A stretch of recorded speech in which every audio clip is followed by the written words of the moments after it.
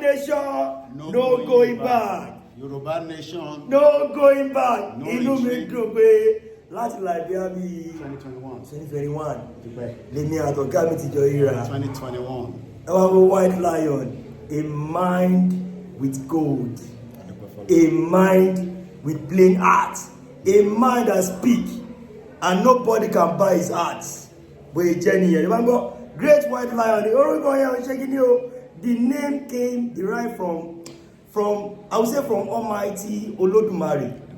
Torí wá ní pé tíyàn bá báyọ̀ rìn èèyàn máa ń mọrí ọ̀tẹ́ nìyẹn jẹ́. Àbá mi ẹ bá ń gbọ́.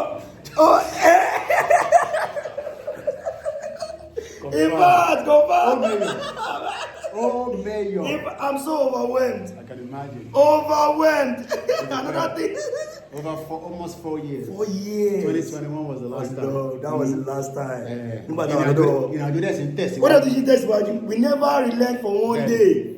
Social media, noise maker.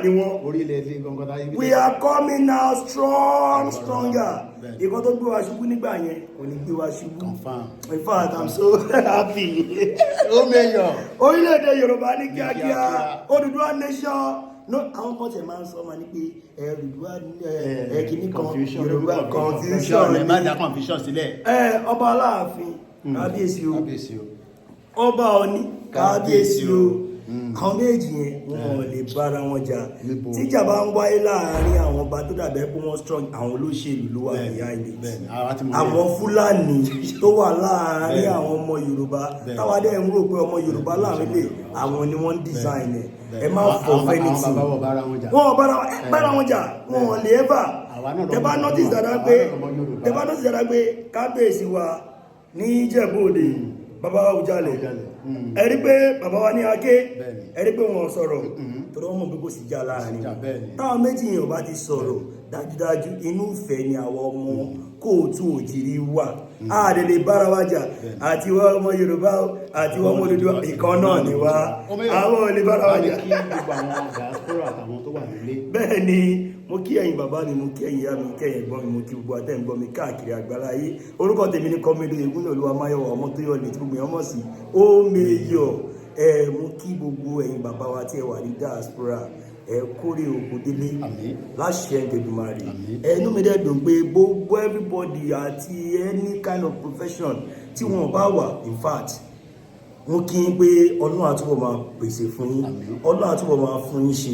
Gbogbo ìfọkànsìn ìfàyàsìn tó wà ń gbé ẹ sọ pé sẹ́ẹ̀ ẹ fẹ́ padà wálé kò ní dasán.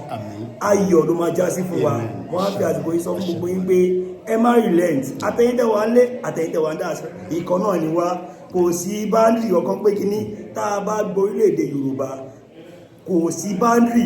Nígbà nìkan pẹ̀rẹ̀ ní pé òun estate ìkan private school láyé ìgbà tí bàbá Awólọ́wọ̀ wọ́n guide yẹn space yẹn wọ́n block ẹ̀ débi wípé ọmọ olówó ń bá ẹni tó ti tọ́lọ́run ti gbà fún ó ń bá ṣe, ẹni tọ́lọ́run ti gbà fún ń bólówó ṣe.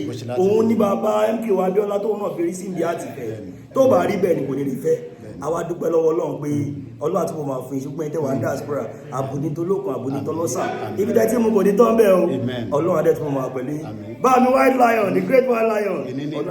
Èní ní 8 June 2025 wọ́n tún ṣojú di ọba lẹ́nìí. Ifá ọkà mi lára tó bá mi wọ́n bẹ̀rẹ̀ ṣùgbọ́n lágbára Ọlọ́run a máa tẹ̀lẹ̀ sójú di ọba. Àwọn wọlé bọ̀ bó ṣe jẹ́ nìyẹn. No going back.